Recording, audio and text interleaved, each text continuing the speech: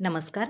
जिल्हा शिक्षण व प्रशिक्षण संस्था सांगलीमार्फत आयोजित शिक्षक पात्रता परीक्षा ऑनलाईन मार्गदर्शन सत्रामध्ये आपल्या सर्वांचे सहर्ष स्वागत. मी प्राध्यापिका श्रीमती थोरबोले RT, श्री स्वामी विवेकानंद शिक्षण संस्था कोल्हापूर संचलित अध्यापक junior college of education Tasgaon येथे अध्यापकाचार्या म्हणून कार्यरत आहे.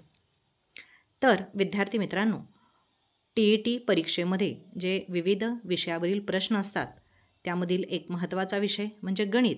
आणि गणितामध्ये ज्या विविध शाखा आहेत त्यामध्ये सांख्यिकी असेल, भूमिती, अंकगणित या सर्वांवर प्रश्न विचारले जातात. तर आज आपण भूमितीतील TETला विचारल्या जाणाऱ्या काही संकल्पना किंवा संकल्पनावरील प्रश्न याविषयी माहिती पाहणार आहोत. त्यामध्ये आकार, आकाराचे गुणधर्म, क्षेत्रफळ, परिमिती, घनफळ, पृष्ठफळ यांचा अभ्यास या सत्रामध्ये आपण करणार आहोत. तत्पूर्वी थोडंसं एक नजर आपण TET परीक्षेमध्ये जे विविध विषय आहेत त्या विषयांपैकी गणिताचा नेमका भारांश किती आहे ते आपण पाहू. आता पेपर 1 आणि पेपर 2 इथे तुमच्यासमोर तक्त्यामध्ये दिसत आहे. तर विषय दोन्हीकडं समानच आहेत.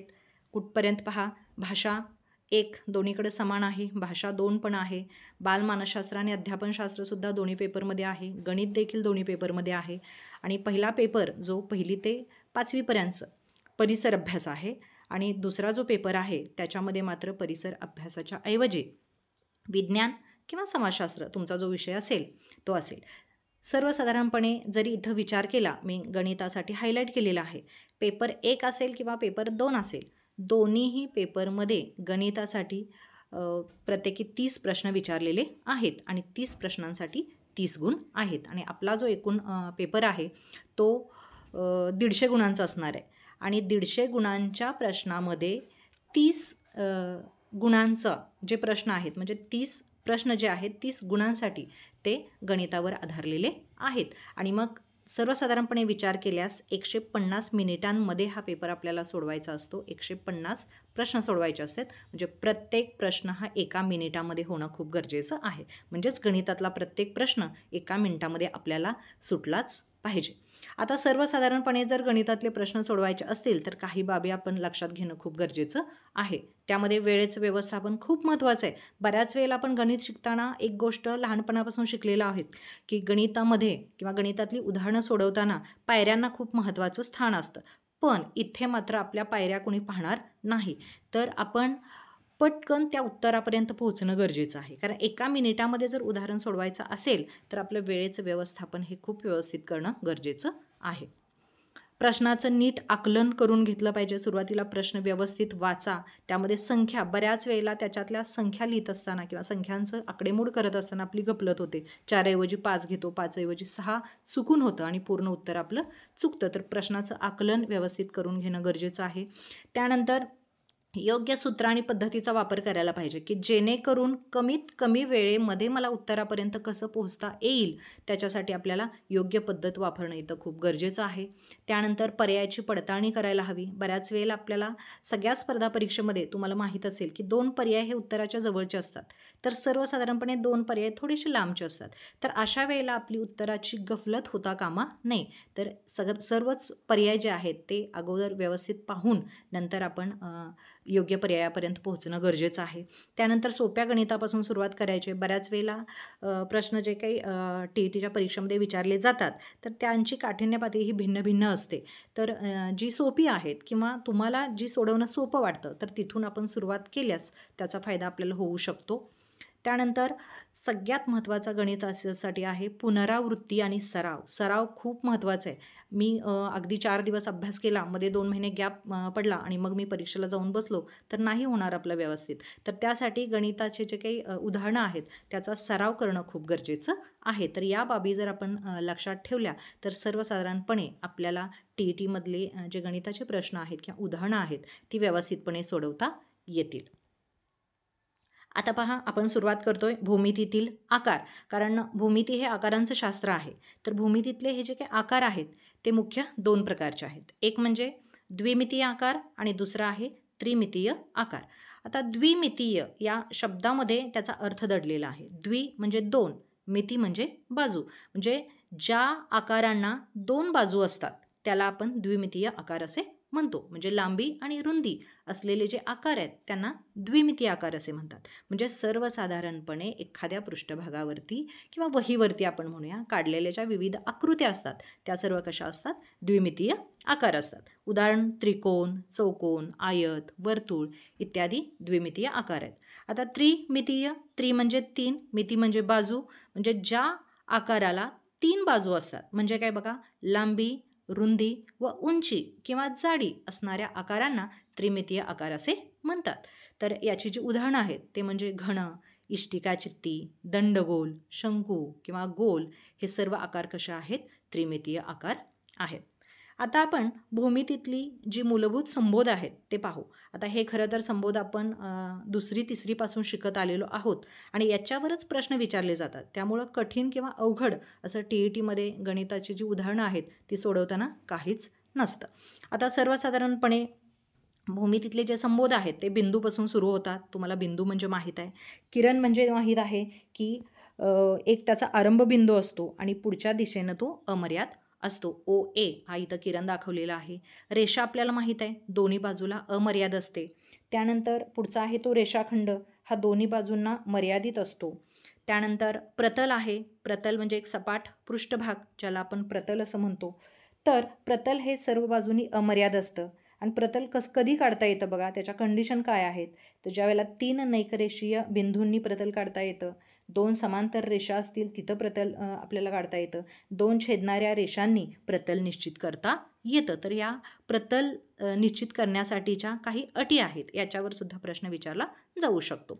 त्यानंतर एकरेषीय बिंदू आहेत की जे सरळ एका रेषेमध्ये आहेत आणि ज्यातून एक आणि एकच रेषा काढता येते त्यांना एकरेषीय बिंदू असं म्हणतात. नैकरेषीय बिंदू जे एका सरळ रेषेत नाही आहेत किंवा ज्याच्यातून एक रेषा आपल्याला काढता येत नाही त्याला नैकरेषीय बिंदू असं म्हणतात. त्यानंतर छेदणाऱ्या रेषा, ज्या 2 रेषा परस्परांना छेदतात तर त्याला छेदणाऱ्या रेषा म्हणतात. त्यानंतर एकसंपाती रेषा म्हणजेच 2 किंवा 2पेक्षा अधिक रेषा जेव्हा एका बिंदूमध्ये छेदतात त्यांना एकसंपाती रेषा असं म्हणतात. त्यानंतर समांतर रेषा आहेत की ज्या एकमेकांना समांतर असतात त्यांना आपण समांतर रेषा असं म्हणतो. हे सगळे संबोध अगदी आपण 2रीच्या पुढे शिकलेलो आहोत. तर याच संबोधावर आधारित कशा पद्धतीची उदाहरणं विचारली जातात हे थोडंसं आपण इथं पाहूया. आता एक इथं उदाहरण दिलेलं आहे. सोबतच्या आकृतीतील पुढीलपैकी विरुद्ध किरणांची जोडी कोणती? आता किरण म्हणजे काय हे आपण संबोधामध्ये बघितलेलं आहे किंवा तुम्हाला सुद्धा त्याचं आकलन आहे. आता पर्याय पहा, किरण PQ आणि किरण QR. आकृतीमध्ये पहा म्हणजे तुमच्या लक्षात येईल. किरण PQ आणि किरण QR हे आहेत का असं विचारलेलं आहे. दुसरं आहे किरण RP आणि किरण PR. हे त्याचीच नावं फक्त आपण अदलून घेतलेली आहेत. तिसरा बघा, तिसरा जो पर्याय आहे किरण QP आणि किरण RS. QP आणि RS हे सुद्धा परस्परांचे विरुद्ध किरण होऊ शकत नाहीत. हे तिन्ही जरी तुम्ही पाहिले तर परस्परांचे विरुद्ध किरण होऊ शकत नाहीत. आता चौथा पहा, किरण RP आणि किरण RS. आता RP म्हणजे Rच्या डाव्या बाजूला आणि RS म्हणजे R या बिंदूच्या उजव्या बाजूला. म्हणजे R हा इथला आरंभ बिंदू धरला तर आरंभ बिंदूपासून Pकडे जाणं म्हणजे RP जो त्या बाजूला अमर्याद आहे आणि आरंभ बिंदूपासून RS म्हणजे उजव्या बाजूला अमर्याद आहे, असे 2 किरण जे एकमेकांच्या विरोधात आहेत म्हणजेच किंवा विरुद्ध आहेत. म्हणजेच याचं उत्तर जो आहे तो पर्याय क्रमांक 4 येतं. त्यानंतर पुढचं उदाहरण पाहू बघा. 2 परस्पर विरुद्ध किरणांनी डॅश डॅश तयार होते. 2 परस्पर विरुद्ध किरण असतील तर त्यापासून काय तयार होते? रेषाखंड, रेषा, प्रतल आणि किरण. तर थोडीशी आकृती बघितल्यानंतर आपल्या पटकन लक्षात येतं. पहा इथं 2 परस्पर विरोधी किरण आहेत. किरण MN आणि किरण ML. किरण हा आरंभ बिंदूपासून आपण त्याचं वाचन करतो. MN आणि ML हे परस्परांचे 2 विरुद्ध किरण एकत्र आल्यानंतर त्यांच्यापासून काय तयार झालेली आहे? रेषा तयार झालेली आहे. याचाच अर्थ पर्याय ब हे याचं अचूक उत्तर आहे. उदाहरण पहा, पुढीलपैकी कोणते विधान प्रतल निश्चित करत नाही? तर याचे पर्याय आहेत एकमेकींना छेदणाऱ्या 2 रेषा, 3 नैकरेषीय बिंदू, 3 एकरेषीय बिंदू आणि 2 समांतर रेषा. तर मघाशीच आपण पाहिलेलं आहे की प्रतल निश्चित करायचं असेल किंवा निश्चित ज्यावेळेला प्रतल होतं त्यावेळेला काय अटी आहेत. तर एकमेकींना छेदणाऱ्या 2 रेषा प्रतल निश्चित करतात. 3 नैकरेषीय बिंदूसुद्धा प्रतल निश्चित करतात. 3 एकरेषीय बिंदू मात्र प्रतल निश्चित करत नाहीत आणि 2 समांतर रेषा देखील प्रतल निश्चित करतात. तर यामध्ये जी 3 विधानं आहेत अ, ब आणि ड, तर हे 3ही विधाने प्रतल निश्चित करत असतात. आणि मग आपल्याला प्रश्न काय विचारलेला आहे की कोणते विधान प्रतल निश्चित करत नाही. तर क 3 एकरेषीय बिंदू हे विधान प्रतल निश्चित करत नाही. म्हणजेच याचा जो बरोबर पर्याय आहे तो आहे पर्याय क्रमांक क. त्यानंतर पुढे एक आपण उदाहरण पाहणार आहोत की सोबतच्या आकृतीत एकूण किती रेषाखंड आहेत. 5, 7, 10 आणि 12. तर असे प्रश्न बऱ्याच वेळेला TETला विचारले जातात. आता या प्रश्नाच्या उत्तराकडे जात असताना जे स्पष्टीकरण आहे ते आपण पाहू. तर एकूण जे या रेषेवरती दिलेले बिंदू आहेत ते बिंदू किती आहेत पहा. 1, 2, 3, 4 आणि 5. ए पासून ई पर्यंत 5 बिंदू आहेत. तर त्या बिंदूंच्या संख्येमधून 1 वजा करायचा आहे. म्हणजेच 5 वजा 1 बरोबर 4 आलं. आणि जे उत्तर आलेलं आहे म्हणजे 4 हे उत्तर आलेलं असेल तर त्यावेळेला 1 पासून त्या आलेल्या उत्तरापर्यंत म्हणजे 4 पर्यंत सर्व अंकांची काय करायची आहे, बेरीज करायची आहे. म्हणजे 1 अधिक 2 अधिक 3 अधिक 4 बरोबर 10. म्हणजेच याचं उत्तर पर्याय क्रमांक क 10 येईल. आता हेच उदाहरण आहे ते वेगळ्या पद्धतीनं सुद्धा आपल्याला सोडवता येतं. इथे पहा सूत्र वापरायचे. सूत्र काय आहे, n कंसात n वजा 1 भागिले 2. आता n म्हणजे काय आहे तर त्या रेषेवर दिलेले जे बिंदू आहेत ते बिंदूंची संख्या म्हणजे n. आता या सूत्रामध्ये आपण किंमत भरू. 5 कंसामध्ये 5 वजा 1 भागिले 2. सुरुवातीला कंस आपण सोडून घेणार आहोत. 5 वजा 1 4 आलं भागिले 2. 4 आणि 5चा गुणाकार केला. 4 पंचे 20 भागिले 2 म्हणजेच 10.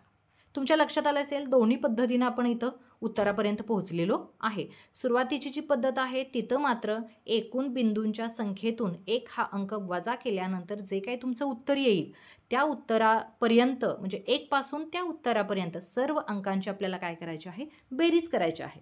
उदाहरणार्थ 9, 10 पर्यंत करावी. जर ते उत्तर आलं तर आपल्याला 1 पासून तिथपर्यंत सगळ्या अंकांची बेरीज करावी लागेल. आणि हे बेरीज करत असताना थोडासा वेळ जाऊ शकतो किंवा बेरीज करताना एखादा अंक जर पुढे मागे झाला तर आपलं उत्तर चुकूही शकतं. पण जर आपण या सूत्राचा वापर केला तर पटापट त्या सूत्रामध्ये जर किमती घालून जर आपण आकडेमोड केली तर आपण उत्तरापर्यंत पोहोचू शकतो. आता ही दोन्ही उत्तरापर्यंत पोहोचण्याचे मार्ग आहेत. पण कमीत कमी कालावधीमध्ये कोणत्या मार्गाने आपण उत्तरापर्यंत पोहोचू याचा विचार करून तुम्हाला सोपी वाटणारी किंवा कमी कालावधीमध्ये तुम्ही त्या उत्तरापर्यंत पोहोचत असाल ती ट्रिक तुम्ही इथे वापरू शकता. त्यानंतर पुढचे उदाहरण आहे पहा. हे उदाहरण नोव्हेंबर 2024ला जे TET झालेले आहे त्यामध्ये विचारलेलं आहे. सोबतच्या आकृतीत दिलेले सर्व बिंदू परस्परांना जोडण्यासाठी आणखी जास्तीत जास्त किती रेषाखंड काढावे लागतील. आता पर्याय त्याचे पहा. 36, 34, 28 आणि 26. आता मगाशी सांगितलेल्या पद्धतीनंच तिथं रेषा होती, इथं वर्तुळ आहे. वर्तुळावरील एकूण बिंदू किती आहेत पहा. ए पासून जर आपण मोजले ए पासून H पर्यंत तर एकूण बिंदू आहेत 8. आता या 8मधून 1 वजा करायचं आहे. उत्तर आपलं 7 आलं. पुढचा टप्पा म्हणजे 1 ते 7 पर्यंतच्या अंकांची काय करायची आहे, आपल्याला बेरीज करायची आहे. तर 1 ते 7 पर्यंतच्या जर अंकांची बेरीज केली तर इथं ती बेरीज 28 येते. किंवा आपण हे 28 जे रेषाखंड काढता येतात इथपर्यंत पोहोचण्यासाठी आपण सूत्राचा मगाशी वापर केलेला होता.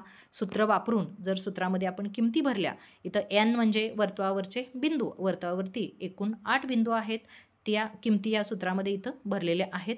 त्यानंतर 7 हे 8 वजा 1 7 येते आणि मग या दोघांचे आपण गुणाकार करू. 8 गुणिले 7 56 आलं आणि भागिले 2 किंवा छेद 2 आणि हे जर पुढे सोडवलं तर 28 हे उत्तर येते. आता इथपर्यंत आल्यानंतर आपल्या लक्षात येतं की या आकृतीमध्ये एकूण आपल्याला 28 रेषाखंड काढता येतात आणि वरती पर्यायसुद्धा 28 आहे आणि पटकन आपण मग क हे बरोबर पर्याय आहे म्हणून आपण उत्तराला त्या गोल करतो, कला गोल करतो. पण इथे गडबड जर झाली तर आपण फसू शकतो. कारण इथे पहा, या आकृतीमध्ये काय नेमकं विचारलेलं आहे की दिलेले सर्व बिंदू परस्परांना जोडण्यासाठी आणखी जास्तीत जास्त किती रेषाखंड काढावे लागतील.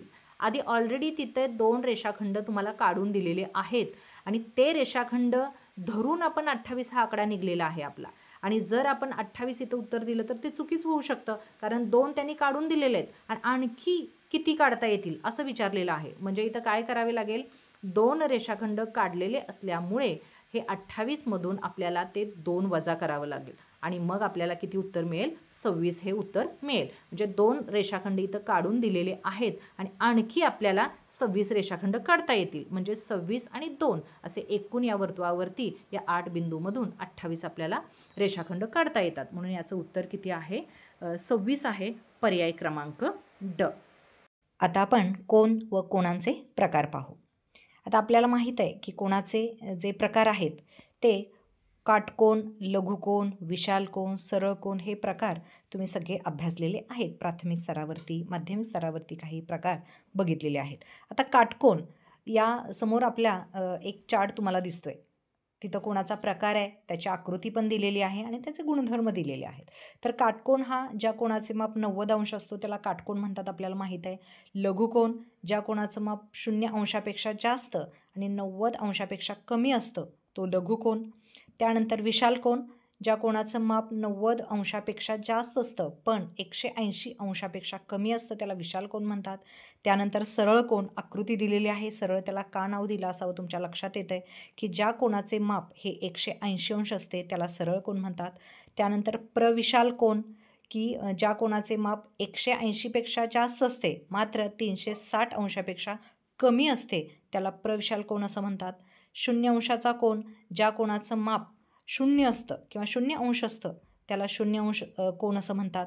त्यानंतर पूर्ण कोन ज्या कोणाचे माप हे 360 अंश असते त्याला पूर्ण कोन असं म्हणतात. त्यानंतर कोणाच्या काही जोड्या आपण अभ्यासणार आहोत. पहिली आहे संलग्न कोन किंवा त्यालाच लगतचे कोन असे म्हणतात. आता आकृती पहा म्हणजे तुमच्या लक्षात येईल. तर कुणाला म्हणायचं संलग्न कोन, 2 कोनांची एक भुजा सामायिक. आकृतीमध्ये तुम्हाला संलग्न कोन दिसत आहेत, कोन ए आणि कोन बी हे संलग्न कोन आहेत. तर यांची एक भुजा सामायिक म्हणजे मध्ये जी भुजा दिलेली आहे ती एक भुजा सामायिक असते आणि त्या सामायिक भुजेमुळं त्यांचे 2 वेगवेगळे अंतर्भाग तयार होतात किंवा त्यांचे अंतर्भाग वेगवेगळे होतात.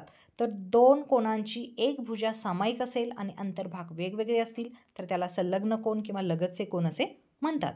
पुढचा रेषीय जोडीतील कोन. आता रेषीय जोडीतील कोन कुणाला म्हणायचं पहा, 2 संलग्न कोनांची बेरीज. आता 2 संलग्न म्हणजे आपण बघितलेलं आहे की त्यांची एक भुजा जी आहे ती सामायिक असते.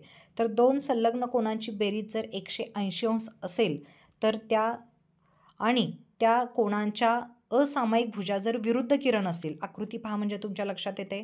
2 संलग्न कोनांची बेरीज, एक कोन इथं आहे COA हा कोन आहे 105 अंशाचा आणि COB हा कोन आहे 75 अंशाचा. म्हणजे दोघांची जर बेरीज केली तर ती 180 अंश भरते. आणि कोनांच्या असामायिक भुजा विरुद्ध किरण. आता यातल्या असामायिक भुजा कोणत्या आहेत पहा, कोणाच्या सामायिक भुजा OC आहे, असामायिक कोणत्या आहेत OA आणि OB. तर या कशा आहेत, परस्परांचे विरुद्ध किरण आहेत. तर अशा कोनांना काय म्हटलेलं आहे, रेषीय जोडीतील कोन असं म्हटलेलं आहे. त्यानंतर विरुद्ध कोन, 2 रेषा परस्परांना छेदून जे कोन तयार होतात त्यांना विरुद्ध कोन असं म्हणतात. आकृतीमध्ये तुम्हाला विरुद्ध कोन दिसत आहेत की 145 अंशाचे जे विरुद्ध परस्परांचे आहेत ते विरुद्ध कोन आहेत आणि 35 अंशाचे जे आहेत ते सुद्धा एकमेकांचे कसे आहेत, विरुद्ध कोन आहेत. त्यानंतर कोटिकोन. आता कोटिकोन म्हणजे काय पहा, ज्या 2 कोनांच्या मापांची बेरीज 90 अंश असते त्या 2 कोनांना परस्परांचे कोटिकोन असे म्हणतात. आता इथं आकृतीमध्ये कोन ABC आणि कोन PQR दिलेला आहे.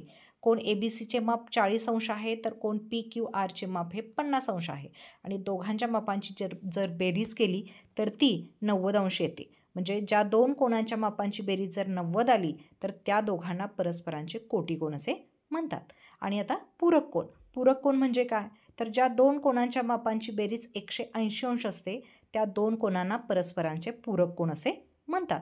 जसं कोटिकोणामध्ये दोघांच्या मापांची बेरीज 90 अंश असते, तसंच पूरक कोणामध्ये मात्र ही बेरीज 180 अंश असते. इथं आकृतीमध्ये कोण PQR हा 140 अंशाचा आहे, तर कोण XYZ हा 40 अंशाचा आहे. दोघांची जर बेरीज केली तर ती 180 अंश होते आणि म्हणूनच यांना काय म्हटलेलं आहे, पूरक परस्परांचे पूरक कोण असं म्हटलेलं आहे. तर या कोणांच्या प्रकारावर किंवा ज्या कोणांच्या जोड्या आहेत त्याच्यावर कशा स्वरूपाचे प्रश्न विचारले जातात ते आपण इथे पाहणार आहोत.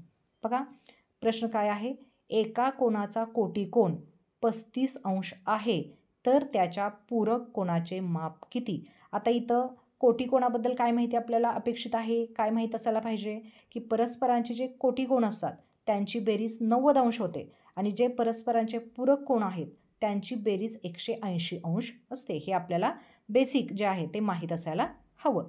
आता बघा एका कोणाचा पूरक कोण, आपल्याला इथं सूत्र वापरता येतं. पूरक कोणाचे माप आपल्याला विचारलेलं आहे, तर कोणाचा पूरक कोण काढण्यासाठी सूत्र काय वापरलेलं आहे, त्याचा कोटिकोण अधिक 90 अंश.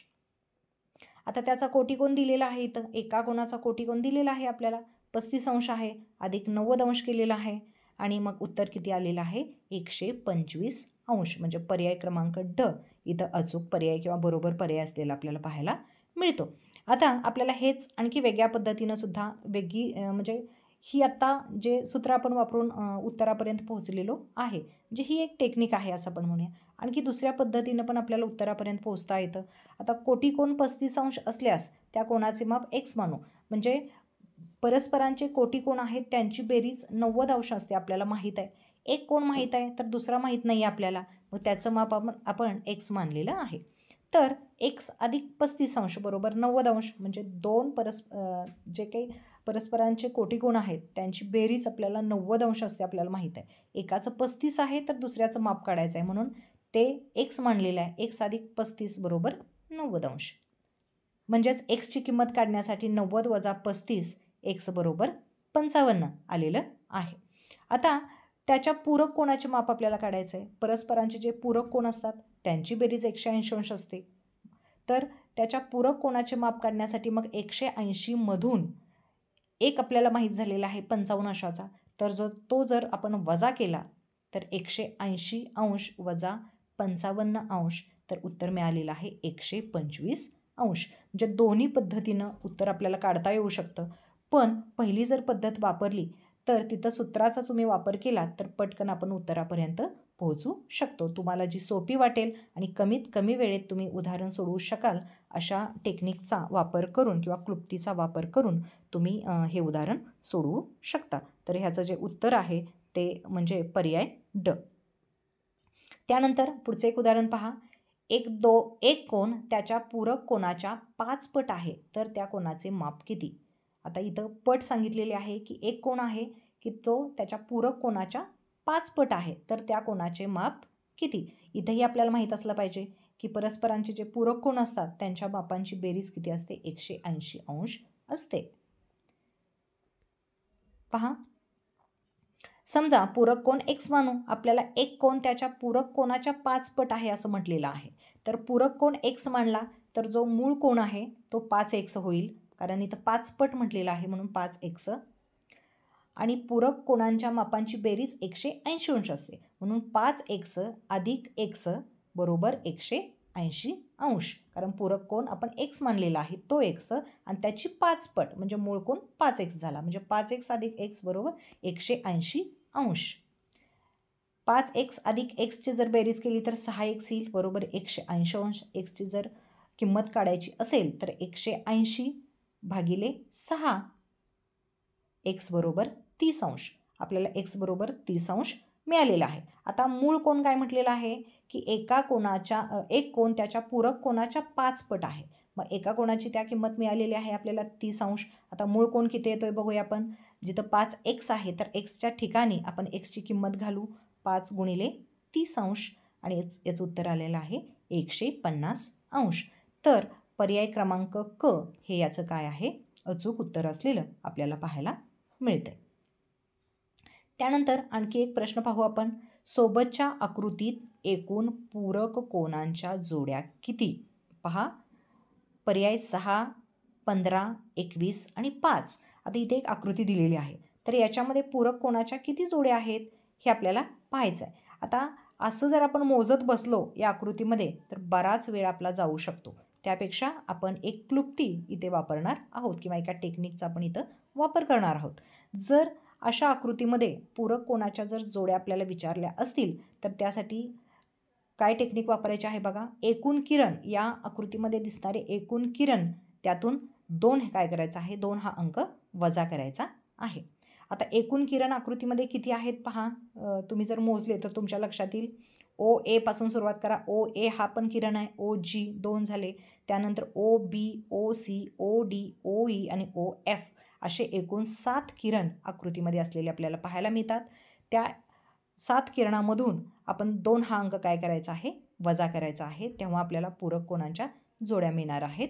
तर उत्तर आलेलं आहे 5. म्हणजे सोबतच्या आकृतीमध्ये एकूण पूरक कोणांच्या जोड्या किती आहेत, 5 आहेत. म्हणजेच पर्याय ड हे या उदाहरणाचं अचूक उत्तर असलेलं आपल्याला पाहायला मिळतं.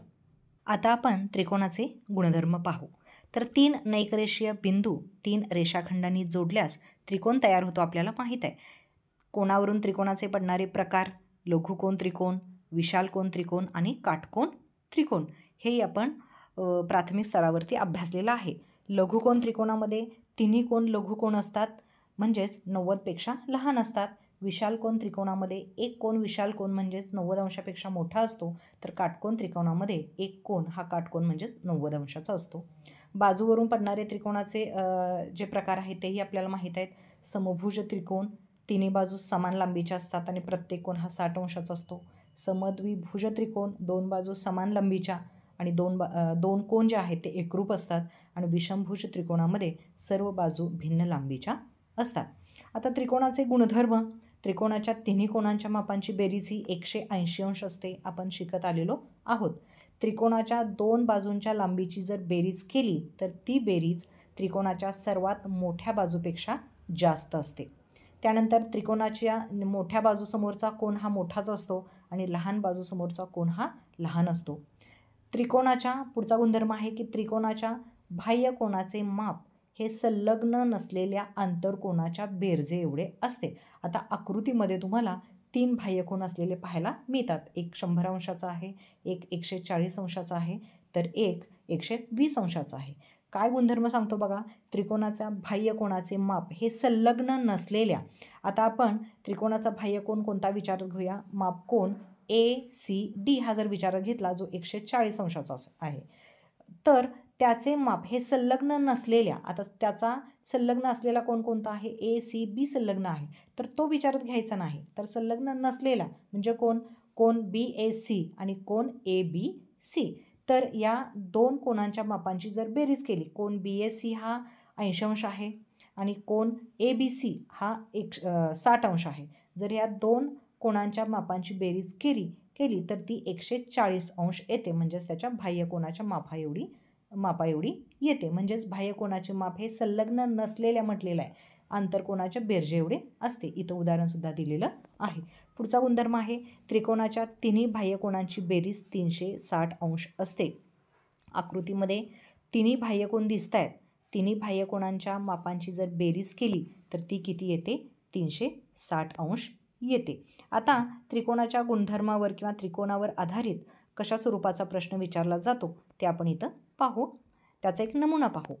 तर एका त्रिकोणाच्या कोनांच्या मापाचे गुणोत्तर 2:3:4 आहे, तर सर्वात लहान कोनाचे माप किती. प्रश्न आधी समजून घेणं इथं खूप गरजेचं आहे की त्रिकोणाच्या कोनांच्या मापांचं गुणोत्तर दिलेलं आहे जे 2:3:4 आहे आणि यावरून आपल्याला त्या त्रिकोणाचा सर्वात लहान कोन जो आहे त्याचं माप इथं आपल्याला काढायचं आहे. पर्याय 40, 60, 80 आणि 100 दिलेले आहे. आता ते कसं काढायचं पाहू. जे इथं त्रिकोणाच्या कोणांच्या मापाचं गुणोत्तर दिलेलं आहे ते गुणोत्तर आपण इथं सूत्रामध्ये मांडणार आहोत, म्हणजे x मानू. आणि तिन्ही कोणांच्या मापांची बेरीज ही 180 अंश असते हेही आपल्याला माहीत आहे. म्हणून गुणोत्तर सूत्रामध्ये आपण इथं मांडलेलं आहे बघा. 2x अधिक 3x अधिक 4x आणि 3 कोणांच्या मापांची बेरीज त्रिकोणाच्या किती असते, 180 अंश असते. म्हणून बरोबर 180. 80. आता हे समीकरण आपल्याला सोडवायचं आहे. 2x अधिक 3x अधिक 4x यांचं जर आपण यांची बेरीज केली तर ती किती येते? 9x येते. 9x बरोबर 180, x बरोबर 20, म्हणजे xची किंमत इथं आपल्याला मिळालेली आहे 20. आता आपण काय करणार आहोत बघा, एक कोण आपण घेणार आहोत आणि त्या कोणांचं माप किती आहे ते आपण शोधणार आहोत. आता एक कोण घ्यायचा आहे, त्याचं जे काही गुणोत्तर दिलेलं आहे 2 3 4, तर 2 पहिला जे आहे ते 2 म्हणून 2x घेतलेला आहे. 2x मध्ये xची किंमत भरू आपण. xची किंमत 20 आहे, 20 अंश आहे, तर 2 गुणिले 20 बरोबर 40 अंश झालेला आहे. दुसरा जो कोण आहे तो 30x आहे, 3 गुणिले 20 60 अंशाचा झालेला आहे. आणि जो तिसरा कोण आहे 4x, 4 गुणिले 20 बरोबर 80 आलेला आहे. तर आपल्याला काय आता इथं आपण त्रिकोणाचे 3ही कोण आणि त्यांची मापं काढलेली आहेत. एक आलेला आहे 40 अंश, दुसरा आलेला आहे 60 अंश आणि तिसरा आलेला आहे 80 अंश. आणि आपल्याला प्रश्नामध्ये मात्र काय विचारलेलं आहे, सर्वात लहान कोणाचे माप. तर 40, 60 आणि 80मध्ये सर्वात लहान कोण कोणता आहे, तर 40 अंशाचा आहे. म्हणजेच या उदाहरणाचं जे उत्तर अचूक उत्तर आहे ते पर्याय क्रमांक अ 40 अंश दिलेलं आहे. पायथागोरसचा सिद्धांत.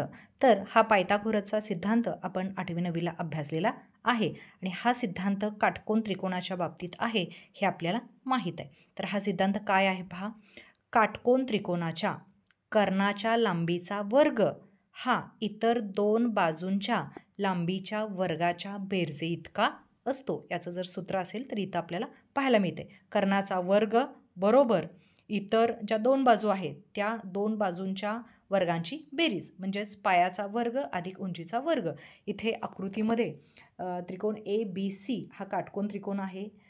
कोन B बरोबर 90 अंश आणि 90 अंशा म्हणजे काटकोनासमोरील बाजू AC हा कर्ण आहे, तो 5 सेंटीमीटर दिलेला आहे. AB ही उंची आहे, ती 4 सेंटीमीटर आहे. तर BC हा पाया आहे, तो 3 सेंटीमीटर आहे. तर कर्ण वर्ग बरोबर पाया वर्ग अधिक उंची वर्ग हा पायथागोरसचा जो काही सिद्धांत आहे त्याचं सूत्र असलेलं आपल्याला पाहायला मिळते. म्हणजे जर आपल्याला कर्ण काढायचा असेल तर स्क्वेअर रूटमध्ये ह्या ज्या किमती आहेत त्या जर आपण घातल्या, 3चा वर्ग अधिक 4चा वर्ग दोघांची जर बेरीज केली तर वर्गमुळामध्ये 25 येईल आणि त्याचं जे काही आपल्याला उत्तर आहे ते 5 सेंटीमीटर आलेलं पाहायला मिळतं. तर इथे जर 2 बाजू दिलेल्या असतील आणि कर्ण काढायचा असेल तर आपल्याला वर्गमुळामध्ये पायाचा वर्ग अधिक उंचीचा वर्ग या सूत्राचा वापर करून कर्ण काढता येतो.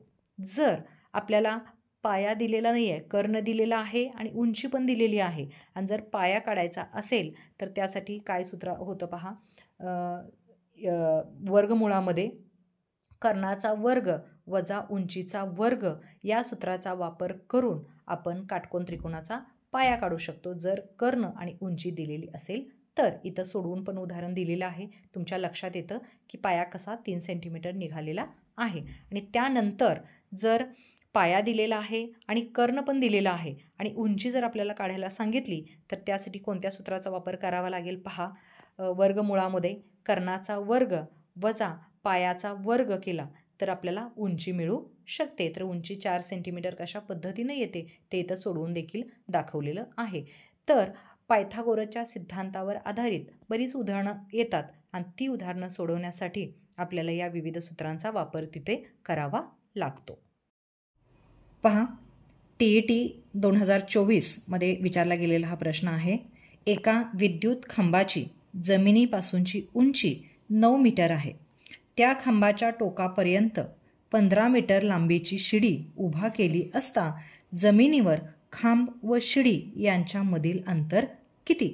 आता हा प्रश्न जर सोडवायचा असेल तर त्याच्यासाठी आपण थोडीशी रफ डायग्रॅम काढून घेऊया. बघा, एका विद्युत खांबाची जमिनीपासून उंची 9 मीटर आहे आणि त्या खांबाला एक तिरकी शिडी लावलेली आहे. म्हणजे पहा, इथे जर आपण हा खांब, त्यानंतर तिरकी याला शिडी लावलेली आहे आणि आपल्याला जमिनीवर खांब आणि शिडी यांच्यामधील अंतर काढायचं आहे. तर अशा पद्धतीची कच्ची आकृती किंवा रफ डायग्राम आपली तयार होईल. म्हणजेच हा काय झालेला आहे, काटकोन त्रिकोण तयार झालेला आहे. याला आपण नाव देऊया ए, बी आणि सी. काय सांगितलेलं आहे? विद्युत खांबाची जमिनीपासूनची उंची. आता इथं ए बी हा काय आहे? विद्युत खांब आहे असं आपण म्हणू. तर ही किती आहे? 9 मीटर आहे.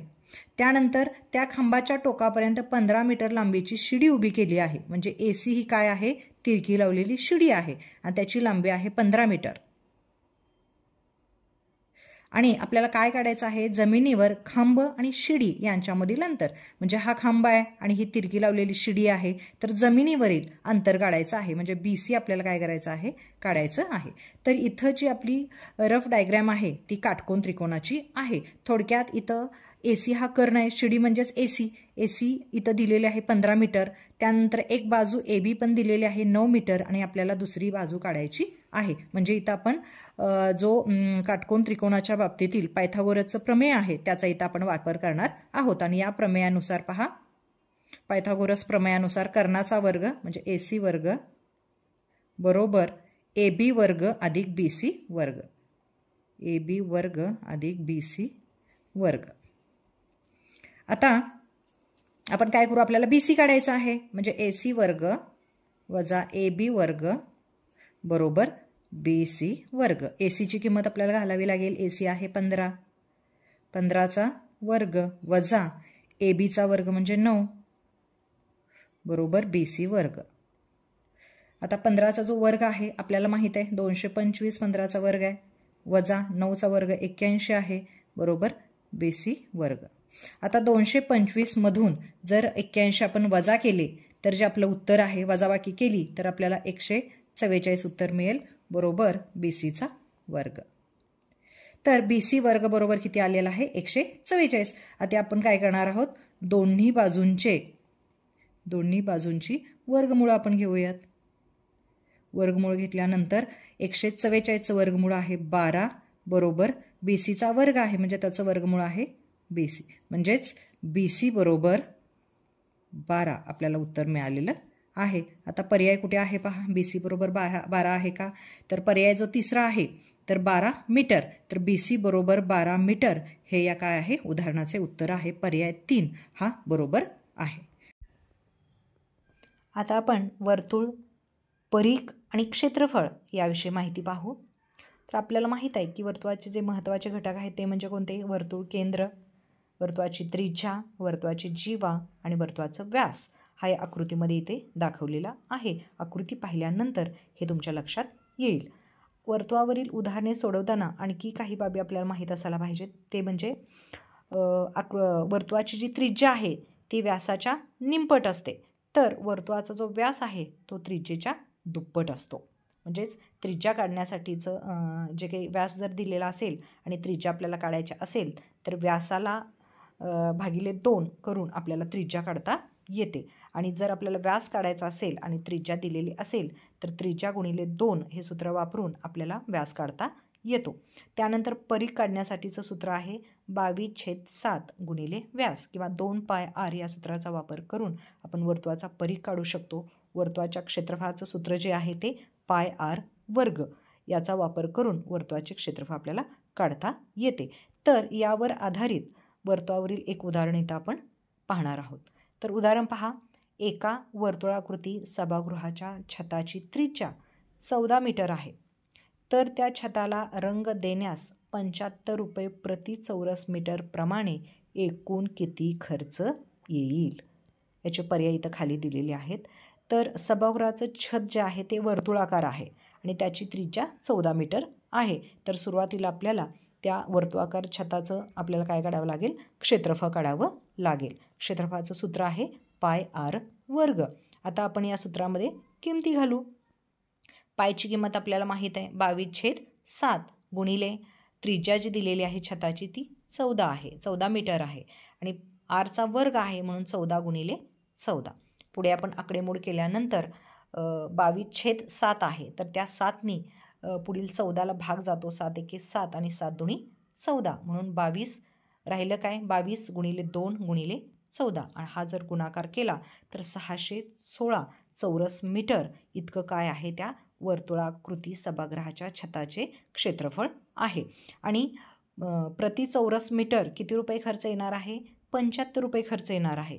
म्हणून काय करू आपण, रंग देण्याचा एकूण खर्च काढण्यासाठी जे क्षेत्रफळ आलेलं आहे 616 गुणिले काय करूया 75 केल्यानंतर आपल्याला जे उत्तर आहे ते 46,200 खर्च येणार आहे. आणि हा जो पर्याय आहे, पर्याय क्रमांक ब, हे या उदाहरणाचं अचूक उत्तर असलेलं आपल्या लक्षात येतं. तर अशा पद्धतीनं आपल्याला हे उदाहरण सोडवता येईल.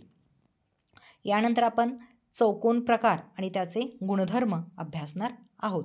आता चौकोन म्हणजे काय, तर 4 बाजू 4 कोन असलेली बंदिस्त आकृती आणि 4ही कोणाच्या मापांची बेरीज जर 360 अंश असेल तर त्याला चौकोन असं म्हणतात.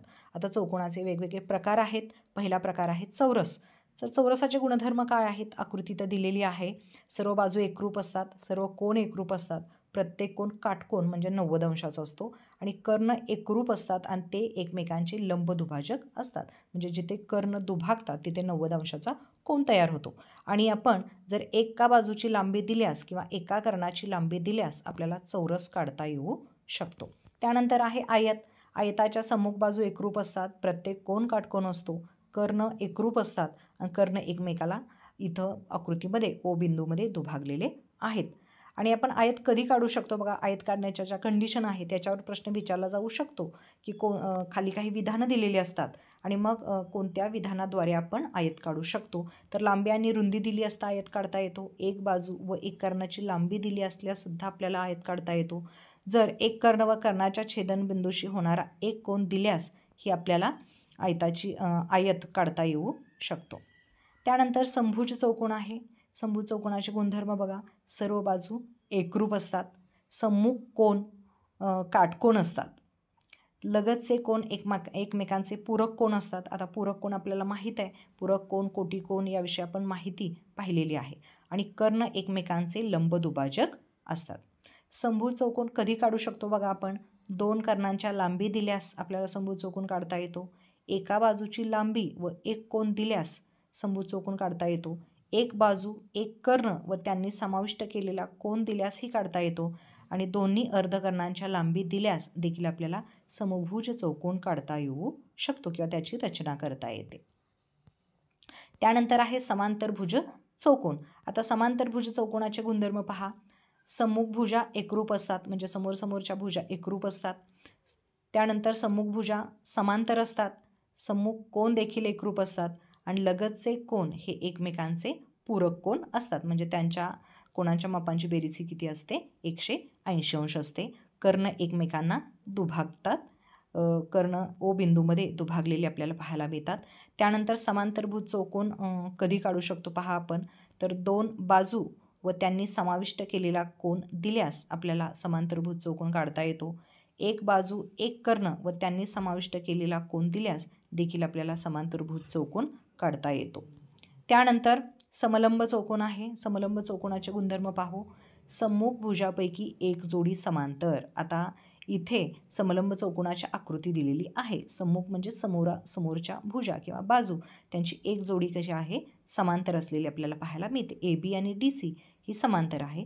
समांतर नसलेल्या बाजूवरील कोणाची बेरीज ही 180 अंश असते. समांतर नसलेल्या बाजू कोणत्या आहेत पहा, तर त्यांच्यावर म्हणजे समांतर नसलेल्या बाजूवरील कोणांची बेरीज ही 180 अंश असते. पुढचा आहे पतंग. पतंगाचे गुणधर्म आपण पाहूया. सम्मुख कोणाची एक जोडी कशी असते, एकरूप असते. सम्मुख कोन समोरासमोरचे कोन त्यापैकी एक जोडी एकरूप असलेली आपल्याला पाहायला मिळते. कर्ण एकमेकांना काटकोनामध्ये काय करतात, छेदतात. एकरूप बाजूंच्या सामायिक शिरोबिंदूंना जोडणारा कर्ण हा दुसऱ्या कर्णाला काटकोनामध्ये दुभागतो. पहा, एकरूप बाजूच्या सामायिक शिरोबिंदूंना जोडणारा कर्ण दिलेला आहे, तर तो कर्ण हा दुसऱ्या कर्णाला काटकोनामध्ये दुभागतो, म्हणजेच तिथे 90 अंशाचा कोन झालेला आपल्याला पाहायला मिळतो. तर अशा पद्धतीने आपल्याला चौकोनाचे प्रकार आणि त्यांचे गुणधर्म सांगता येतील. आता यावर कशा पद्धतीनं प्रश्न विचारले जातात ते पहा. आता हा थोडासा थेरॉटिकल भाग आहे, इथं कॅल्क्युलेशन करण्याची गरज नाही. त्यामुळं पटकन म्हणजे 1 मिनिटसुद्धा या प्रश्नांच्या उत्तराला देण्याची गरज नाही आहे. 1 मिनिटाच्या आतच फक्त 10 ते 12 सेकंदामध्ये आपण तो वाचला आणि समजून घेतला तर अर्ध्या मिनिटाच्या आत आपल्याला अशा प्रश्नांची उत्तरं देता येऊ शकतात, कारण इथे कोणतीही आकडेमोड तुम्हाला करावी लागत नाही. पण बेसिक ज्ञान मात्र आपलं परफेक्ट असणं इथं गरजेचं आहे. आता पुढीलपैकी कोणती आकृती समांतरभुज चौकोन नाही असं म्हटलेलं आहे बघा. पुढीलपैकी कोणती आकृती ही समांतरभुज चौकोन नाही. यासाठी आपल्याला समांतरभुज चौकोनाचे गुणधर्म माहीत असायला पाहिजेत. प्लस तुम्हाला मग समभुज चौकोन, आयत, चौरस, समलंब म्हणजे नेमकं काय हे सुद्धा माहीत असायला पाहिजे. तर कोणती आकृती समांतरभुज चौकोन नाही, म्हणजे समभुज चौकोन आहे तो समांतरभुज चौकोन आहे, कारण आपण जर दोन्हींची गुणधर्म पाहिले तर ते आपल्या लक्षात येतं. आयतसुद्धा एक समांतरभुज चौकोन आहे, चौरससुद्धा समांतरभुज चौकोन आहे, मात्र समलंब चौकोन हा समांतरभुज चौकोन नाही. अगोदर आपण जे गुणधर्म पाहिलेले आहेत त्या गुणधर्मांचा इथं तुम्हाला वापर करावा लागेल आणि म्हणून पर्याय क्रमांक 4 याचं बरोबर उत्तर आहे. पुढचा प्रश्न पहा. पुढीलपैकी कोणत्या प्रकारच्या चौकोनाच्या कोनांची फक्त एकच जोडी एकरूप असते? पुढीलपैकी कोणत्या प्रकारच्या चौकोनाच्या कोनांची फक्त एकच जोडी एकरूप असते? यामध्ये आयत, चौरस, पतंग आणि समलंब चौकोन. एकच जोडी एकरूप म्हटले, आयत असेल, चौरस असेल, समलंब चौकोन असेल तर त्यामध्ये एकच जोडी एकरूप असते असं नाही, तर त्यापेक्षा जास्त जोडी त्याच्यामध्ये एकरूप असतात. पण शेवटचा जो आपण आत्ता गुणधर्म पाहिलेले आहेत पतंग, तर पतंगामध्ये मात्र एकच जोडी एकरूप असलेली आपल्याला पाहायला मिळते. तर याचं जे उत्तर आहे ते पर्याय क्रमांक 3 आहे. म्हणूनच म्हटलं की यासाठी हे असे प्रश्न जर सोडवायचे असतील, जरी कॅल्क्युलेशन नसलं तरी इथं आपलं बेसिक नॉलेज जे आहे ते परफेक्ट असायला पाहिजे. तुम्ही अर्ध्या मिनिटामध्ये किंवा अर्धा मिनिटसुद्धा या प्रश्नांना वेळ लागत नाही. खालीलपैकी सत्य विधानासाठी योग्य पर्याय निवडा. आता TET नोव्हेंबर 2024मध्ये हा प्रश्न विचारलेला आहे. खालीलपैकी सत्य विधानासाठी योग्य पर्याय निवडा. बघा, समांतरभुज चौकोनाच्या सम्मुख भुजा एकरूप असतात. समांतरभुज चौकोनाचे सम्मुख कोन एकरूप असतात.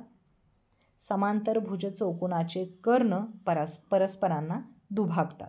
आता हे सगळं आता आपण पाहिलेलं आहे. समांतरभुज चौकोनाचे गुणधर्म जे पाहिलेले आहेत त्या गुणधर्मामध्ये हे आपण सगळं पाहिलेलं आहे. खालीलपैकी सत्य विधानासाठी योग्य पर्याय निवडा असं म्हटलेलं आहे. अ, ब, क इथं पर्याय दिलेले आहेत. तर काय मग अ, ब, क सर्व पर्याय बरोबर, फक्त ब आणि क बरोबर, फक्त अ आणि क बरोबर आणि फक्त क बरोबर. पण आपण आत्ताच समांतरभुज चौकोनाचे जे सर्व गुणधर्म अभ्यासलेले आहेत त्याच्यामध्ये समांतरभुज चौकोनाचे सम्मुख भुजा एकरूप असतात हे पाहिलेलं आहे. समांतरभुज चौकोनाचे सम्मुख कोनसुद्धा एकरूप असतात हेही पाहिलेलं आहे. आणि समांतरभुज चौकोनाचे कर्ण परस्परांना दुभागतात हेही पाहिलं. म्हणजे तिन्ही विधानं इथं सत्य असलेली आपल्याला पाहायला मिळतात. म्हणजे त्याचा पर्याय कोणता बरोबर असेल? अ, ब, क जे सर्व विधाने सत्य आहेत. म्हणजे या उदाहरणाचं जे किंवा प्रश्नाचं जे उत्तर आहे बरोबर ते पर्याय क्रमांक 1 असलेलं आपल्याला पाहायला मिळतंय. परिमिती आणि क्षेत्रफळ. आता परिमिती आणि क्षेत्रफळ हे ज्या द्विमितीय आकार आहेत किंवा द्विमितीय आकृत्या आहेत त्या द्विमितीय आकृत्यांची परिमिती आणि क्षेत्रफळ काढली जातात. तर इथे तुमच्यासमोर एक तक्ता दिलेला आहे. तर या तक्त्यामध्ये आकृतीचे नाव, त्यानंतर त्या आकृतीचे क्षेत्रफळ काढण्याचं सूत्र आणि त्या आकृतीचं परिमिती काढण्याचं सूत्र इथं दिलेलं आहे.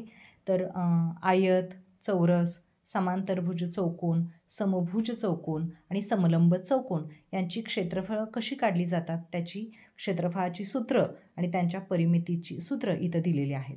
आता सूत्र मात्र आपल्याला पाठच करावी लागतील.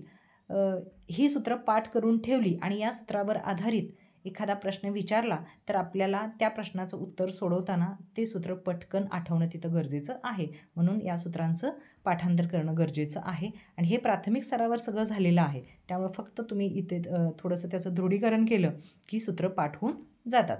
त्यानंतर त्रिकोण आहे.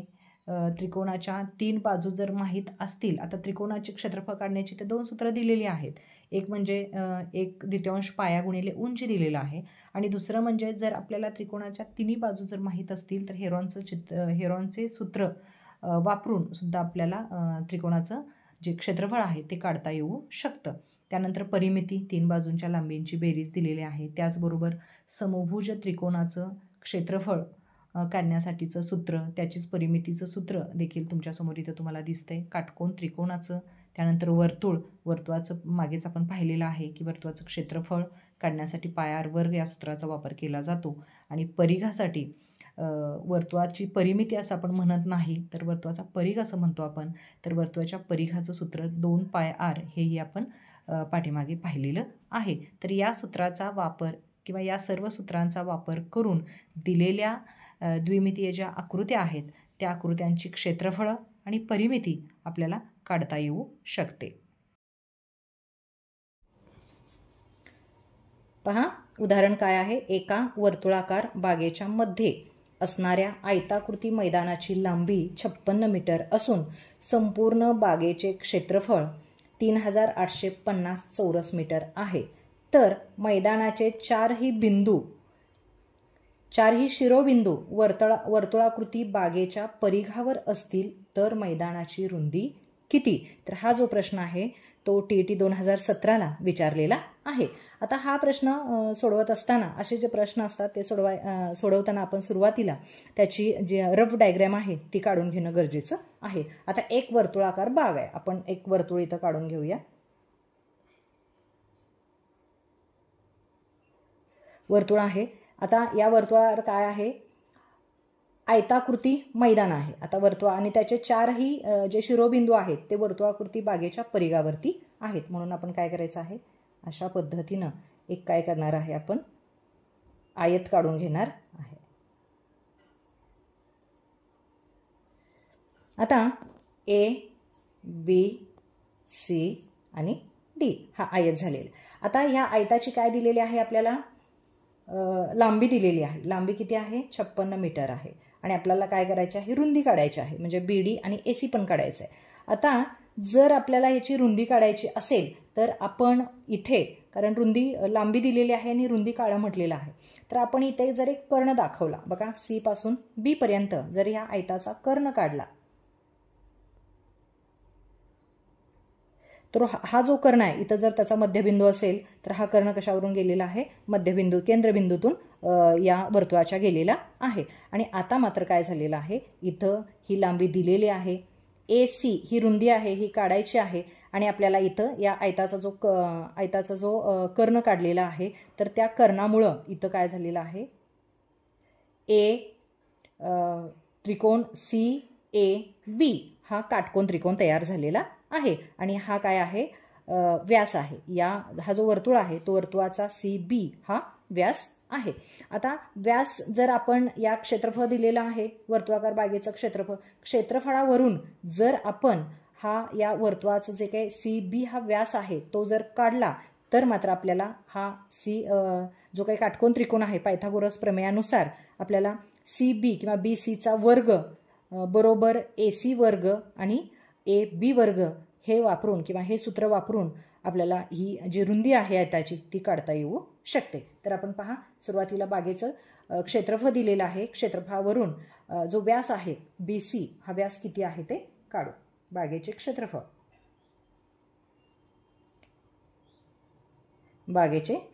बरोबर बागेचे क्षेत्रफळ म्हणजेच बाग कशी आहे, वर्तुळाकार आहे, म्हणून वर्तुळाचं क्षेत्रफळ बरोबर πr वर्ग. आता या वर्तुळाकार बागेचं क्षेत्रफळ त्याने दिलेलं आहे, किती आहे पहा इथं, 3850 चौरस मीटर, म्हणजेच 3850. पायची किंमत जी आहे ती 22/7 आणि r वर्ग म्हणजे त्रिज्या काही दिलेली नाही आहे, आपण ती तशीच घेतलेली आहे. आता आपण त्रिज्या काढणार आहोत. r वर्ग बरोबर 7 गुणिले 3850 भागिले 22. आपल्याला काय करायचं आहे, आता त्रिज्या सुरुवातीला काढून घ्यायची आहे. आपण भाग घालूया. 22 × 22 1/7 175 म्हणजेच 7 गुणिले 175. हा जर गुणाकार केला, r वर्ग 7 आणि 175चा गुणाकार केला तर तो 1225 येतो. आणि मग दोन्ही बाजूची जर आपण वर्गमूळ घेतली तर r बरोबर 1225 हा 35चा वर्ग आहे. तर r बरोबर किती आलेला आहे, 35 मिळालेला आहे. म्हणजे r म्हणजेच त्रिज्या, या वर्तुळाची जी त्रिज्या आहे, इथं जर आपण O हा पॉईंट दिला, O हा जर वर्तुळाचा केंद्रबिंदू असेल तर OC आपल्याला काय किती मिळालेली आहे 35 मिळालेली आहे. आणि मग आपला जो व्यास आहे BC तो व्यास आपल्याला काढायचा असेल तर व्यास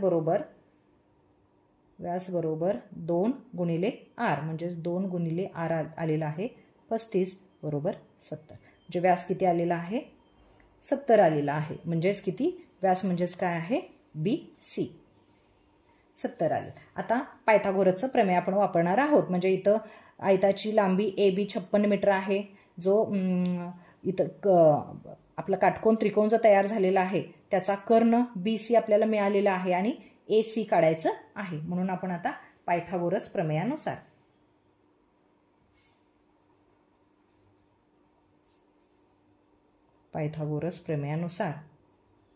आपल्याला माहित आहे कर्णाचा वर्ग बरोबर उरलेल्या दोन बाजूच्या वर्गांची बेरीज. आता काय करूया आपण इथं BC हा काय आहे वर्ग कर्ण आहे. म्हणजेच BC इथं दिलेला आहे. आपण अगोदर लिहून घेऊ BC वर्ग बरोबर AB वर्ग अधिक AC वर्ग. आता BC दिलेला आहे इथं BC म्हणजे इथं 70 आलेला आहे 70चा वर्ग बरोबर आपल्याला जी AB आहे ती पण आहे 56चा वर्ग अधिक AC वर्ग आहे. त्यानंतर 70चा वर्ग 4900 आहे. त्यानंतर 56चा वर्ग 3136 आहे गुणिले अधिक AC वर्ग. आपल्याला AC वर्ग काढायचा आहे 4900. त्यानंतर ही जी राशी आहे ती आपण या बाजूला घेऊयात वजा 3136 बरोबर AC वर्ग.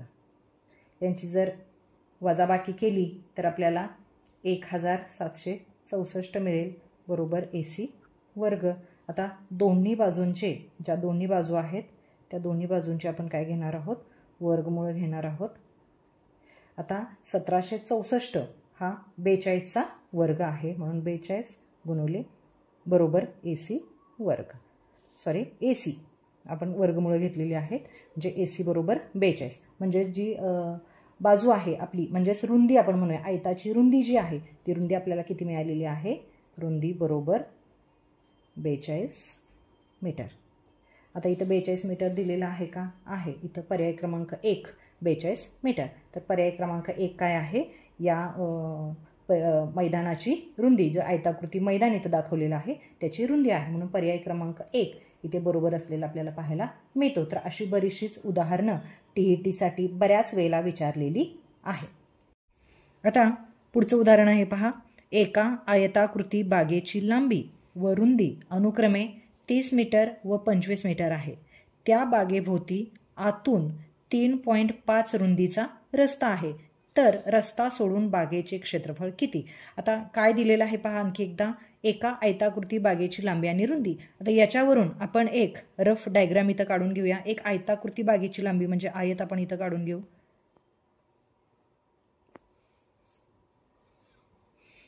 ABCD आपण म्हणूया. ABCD हा आयत आहे आणि याची लांबी किती आहे आणि रुंदी लांबी 30 आहे आणि रुंदी 25 आहे. म्हणजे लांबी 30 मीटर रुंदी 25 मीटर. आता त्या बागेभोवती आतून 3.5 रुंदीचा रस्ता आहे. आतून आहे म्हणजे आता इथून आपल्याला काय दाखवावं लागेल आतमध्ये रस्ता आहे. तर याची रुंदी किती आहे पहा. याची जी रुंदी आहे ती 3.5 मीटर आहे. तर चहूबाजूनी तशीच असणार आहे त्याची रुंदी. तर अशा पद्धतीनं जर आपण इथं हा रस्ता असणार आहे आपला हा जो आहे तो रस्ता आहे आणि त्या रस्त्याची रुंदी किती आहे 3.5 मीटर. म्हणजे इथेही 3.5 असेल इथेही 3.5 असेल इथेही 3.5 आणि इथे देखील 3.5. तर रस्ता सोडून बागेचे क्षेत्रफळ म्हणजे हा रस्ता सोडून द्यायचा आहे आणि हे मध्ये जो भाग आहे या भागाचं आपल्याला काय करायचं आहे क्षेत्रफळ काढायचं आहे. तर हे काढण्यासाठी आपल्याला काय करावं लागेल बघा. सुरुवातीला रस्ता सोडून बागेची लांबी काढावी लागेल. आता या आयताकृती बागेची लांबी इथं दिलेली आहे 30 मीटर. पण आपल्याला हा रस्ता सोडून ही लांबी ही किती आहे ती अगोदर काढावी लागेल. पाहू आपण रस्ता सोडून बागेची लांबी. रस्ता सोडून बागेची लांबी लांबी बरोबर. पहा आता जी लांबी आहे 30 आहे, 30मधून काय वजा करावं लागेल, 30 वजा. आता 30 वजा काय करायचं आहे, 2 गुणिले 3.5 म्हणजेच आपल्याला एवढी लांबी इथं काढायची आहे. म्हणजे इकडचा हा भाग सोडून द्यायचा आहे आणि हा भाग पण सोडून द्यायचा. आणि ही रुंदी किती दिलेली आहे, सगळीकडे 3.5 आहे. म्हणजे 30 वजा 2 गुणिले 3.5 येते का लक्षात. पहा आपल्याला जी आयताकृती बागेची लांबी 30 मीटर आहे, म्हणजे ही पूर्ण AB 30 आहे, पण आपल्याला इथून इथपर्यंतचीच लांबी काढायची आहे. त्यासाठी हा भाग सोडून द्यायचा आहे आणि हा भाग पण सोडून द्यायचा आहे. आणि याची रुंदी किती आहे, इथं पण 3.5 आहे, इथं पण 3.5 आहे. म्हणून 2 गुणिले 3.5 हे एकूण लांबीमधून आपण काय करणार आहे, वजा करणार आहे. म्हणजेच 30 वजा 3.5 गुणिले 2 7 आणि 30 वजा 7 बरोबर किती आलेलं आहे, 23 मीटर. म्हणजे रस्ता सोडून बागेची लांबी 23 मीटर. म्हणजे हे जे अंतर आहे इथून इथपर्यंत हे आपल्याला किती मिळालेलं आहे, 23 मीटर मिळालेलं आहे. आता आपल्याला काय करायचं आहे, रस्ता सोडून बागेची रुंदी काढायची आहे. बागेची रुंदी आता ती तशी सेम काढावी लागेल आपल्याला रुंदी बरोबर. काय करावं लागेल, दिलेली जी रुंदी आहे आयताकृती बागेची ती आहे 25 वजा परत तेच ही रुंदी काढत असताना हा भाग वजा करायचा आणि हा पण भाग वजा करायचा आहे. म्हणजे 2 गुणिले 3.5 म्हणजेच 25 वजा 2 गुणिले 3.5 7 आणि 25मधून 7 गेल्यानंतर किती उरतं, 18 मीटर. म्हणजे आपल्याला काय केलंय, रस्ता सोडून बागेची लांबी पण मिळालेली आहे आणि रस्ता सोडून बागेची रुंदी सुद्धा मिळालेली आहे. लांबी 23 मीटर आहे तर रुंदी किती आहे, 18 मीटर आहे. आणि आपल्याला काय काढायचं आहे, रस्ता सोडून बागेचे क्षेत्रफळ. आता फक्त आपण बागेचे क्षेत्रफळ किंवा रस्ता सोडून बागेचे क्षेत्रफळ कसं निघेल ते पहा. रस्ता सोडून बागेचे क्षेत्रफळ, बागेचे क्षेत्रफळ. आता क्षेत्रफळ आयताचं क्षेत्रफळ आहे, कारण रस्ता सोडून जे बाग राहिलेली आहे तो आकार जर पाहिला तर आयताकार आहे. तर आयताचं क्षेत्रफळ बरोबर लांबी गुणिले रुंदी. आणि इथं लांबी आणि रुंदी दोन्ही काढलेलं आहे. इथं 23 लांबी आहे 23 मीटर गुणिले रुंदी इथं दिलेली आहे 18 मीटर आणि दोघांचा जर गुणाकार केला तर आपला 414 चौरस मीटर. कारण आपण जे क्षेत्रफळ आहे ते चौरस मीटरमध्ये घेतो. 414 चौरस मीटर असं येतं. तर इथं दिलेल्या पर्यायामध्ये कुठे आहे पहा, तर 414 चौरस मीटर. म्हणजे पर्याय क्रमांक 3 जो आहे, पर्याय क्रमांक 3 हे याचं अचूक उत्तर आहे. घनफळ व पृष्ठफळ. आता इथे तुमच्या समोर एक तक्ता दिसतोय, त्यामध्ये आकृती, तिचं नाव आणि त्याची जे काही आकार आहे तो इथं ड्रॉ केलेला आहे, काढलेला आहे. त्यानंतर दुसऱ्या कॉलममध्ये त्या आकृतीच्या घनफळाचं सूत्र दिलेलं आहे. तर तिसऱ्या कॉलममध्ये त्या आकृतीचं जे पृष्ठफळ आहे ते दिलेलं आहे. तर सर आपल्याला माहीत आहे की घनफळ आणि पृष्ठफळ आपण जे त्रिमितीय आकार आहेत, व्हिडिओच्या सुरुवातीला आपण द्विमितीय आकार कोणते आणि त्रिमितीय आकार कोणते हे बघितलेलं आहे. तर जे त्रिमितीय आकार आहेत त्या आकारांचं घनफळ आणि पृष्ठफळ काढलं जातं, की ज्या आकारांना लांबी, रुंदी आणि उंची किंवा जाडी असते त्यांना आपण त्रिमितीय आकार असे म्हणतो. आणि त्या त्रिमितीय आकारांचे घनफळ आणि पृष्ठफळ आपण काढतो. तर इथे घन, इष्टिकाचित्ती, दंडगोल, तिलाच वृत्तचित्ती असंही म्हणतात, शंकू, गोल या त्रिमितीय आकारांचे घनफळ कसे काढायचे त्याची सूत्र दुसऱ्या कॉलममध्ये दिसत आहेत. त्याचबरोबर त्यांची पृष्ठफळ देखील कशी काढली जातात त्याची सूत्र सुद्धा या तिसऱ्या कॉलममध्ये दिलेली आहेत. जसं द्विमितीय आकारांचे क्षेत्रफळ आणि परिमिती काढली जाते त्याची सूत्र आपल्याला पाठ करावी लागतात, तशीच त्रिमितीय आकारांचे घनफळ आणि पृष्ठफळ काढण्यासाठीची सूत्र जी तुमच्यासमोर दिलेली आहेत ती तुम्हाला प्रथमतः पाठ करावी लागतील. म्हणजे त्यावर आधारित उदाहरणे आपल्याला सोडवता येतील. पुढील प्रश्न पहा. 5 मीटर बाजू असलेले 2 घन त्यांच्या पृष्ठांच्या बाजूवर जोडून तयार झालेल्या नवीन खोक्याचे पृष्ठफळ किती? म्हणजे 5 मीटर बाजू असलेले 2 घन आहेत आणि ते घन पृष्ठांच्या बाजूवर एकमेकांशी जोडले गेलेले आहेत आणि त्यामुळे जे नवीन खोकं तयार झालेलं आहे त्याचं आपल्याला पृष्ठफळ काढायचं आहे. तर याच्यासाठी आपण एक रफ डायग्रॅम बघूया, म्हणजे आपल्याला लक्षात येईल. तर इथं डायग्रॅम काढलेली आहे.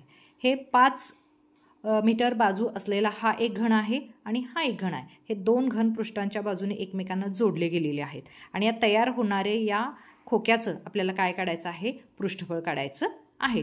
तर इथे पहा, एकूण पृष्ठफळ काढण्यासाठीचं जो काही फॉर्म्युला आहे, सूत्र आहे, ते म्हणजे काय आहे. आपल्याला माहीत आहे की घनाचं पृष्ठफळ काढण्याचं जे सूत्र आहे ते म्हणजे बाजूचा वर्ग गुणिले 6, बाजूचा वर्ग गुणिले 6 असं आहे. पण आता इथे पहा, ह्या टोटल जे काही इथं खोकं तयार झालेलं आहे याचं आपल्याला पृष्ठफळ काढायचं आहे. आता एकूण घनाच्या पृष्ठफळाचं सूत्र आहे बाजूचा वर्ग गुणिले 6, कारण घनाला 6 पृष्ठ असतात आपल्याला माहिती आहे. आता इथं सुद्धा या घनाची 6 पृष्ठ आणि या घनाची 6 पृष्ठ, एकूण 12 पृष्ठ झाली. मात्र हे घन काय झालेले आहेत, पृष्ठाच्या बाजूने एकमेकांशी जोडले गेलेले आहेत. म्हणजे यांच्या जोडणीमध्ये याचा एक पृष्ठ आणि याचं एक पृष्ठ इथं जोडणीमध्ये गेलेले आहे. म्हणजे याची 5 पृष्ठ आणि याची 5 पृष्ठ, म्हणजे एकूण जी काही 12 पृष्ठ दोघांची होती, दोन घनांची होती, त्यातून जोडणीमध्ये 2 पृष्ठ गेल्यामुळं 10 पृष्ठ राहिलेले आहेत. म्हणजेच बाजूचा वर्ग गुणिले 10, जी 10 एका घनाचा असेल तर आपण गुणिले 6 म्हणतो, कारण घनाला 6 पृष्ठ असतात. मात्र इथं या तयार होणाऱ्या किंवा झालेल्या खोक्याचं आपल्याला पृष्ठफळ काढायचं असल्यामुळं त्याची जी पृष्ठ किती दोघांची मिळून जी पृष्ठ आहेत ती आपल्याला किती मिळालेली आहेत, 10 मिळालेली आहेत. आणि याची जी बाजू आहे ती 5 आहे. बाजूचा वर्ग म्हणजेच 5चा वर्ग गुणिले 10 आणि 5 5 25 आणि गुणिले 10 आणि 25 गुणिले 10 याचं जे उत्तर आहे ते 250. तर 25 गुणिले 10 बरोबर 250 चौरस मीटर, कारण पृष्ठफळ हे चौरस मीटर किंवा चौरस सेंटीमीटरमध्ये काढलं जातं. इथं घनाची जी एक बाजू आहे ती 5 मीटर दिलेली आहे. मग मीटर दिलेली असल्यामुळे इथं पृष्ठफळ देखील आपण 250 चौरस मीटरमध्ये काढलेलं आहे. म्हणजेच याचा उदाहरणाचा जो अचूक पर्याय आहे तो म्हणजे पर्याय क्रमांक 1, 250 चौरस मीटर. पहा, उदाहरण काय आहे. एका शंकूचे घनफळ 1232 घ सेमी असून त्याच्या पायाची त्रिज्या 7 सेमी आहे. तर त्याची तिरकस उंची किती? तिरकस उंची इथं विचारलेली आहे. तर यासाठी आपण थोडीशी रफ डायग्राम इथं काढूया. शंकू आहे, शंकू आपण इथे काढू.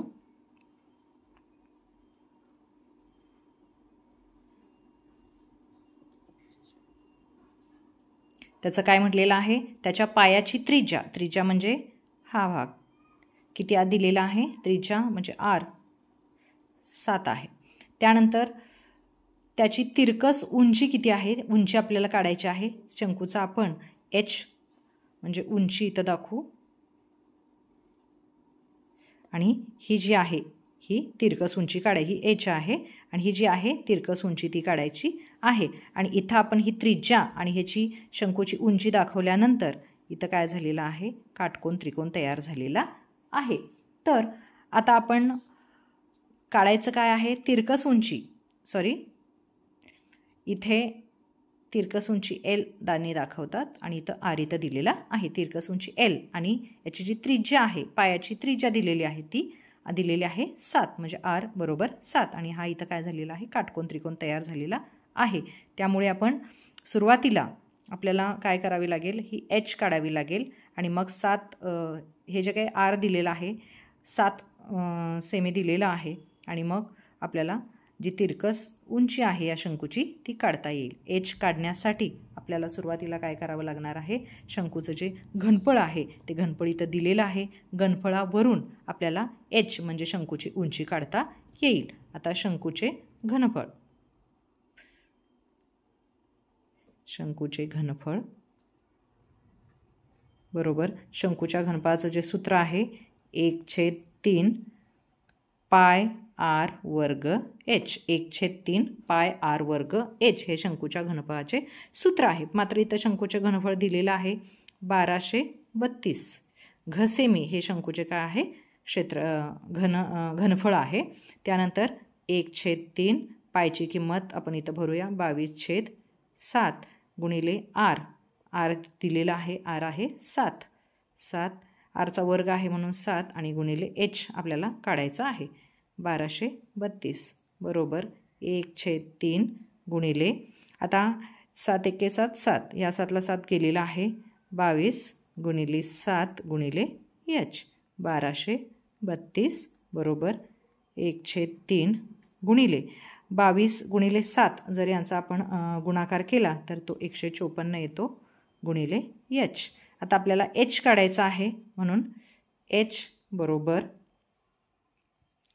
1232 गुणिले 3 हे आणि 154 छेद 154. हे जर कॅल्क्युलेशन केलं आपण तर आपल्याला जे उत्तर आहे h बरोबर किती निघतं 24 सेमी.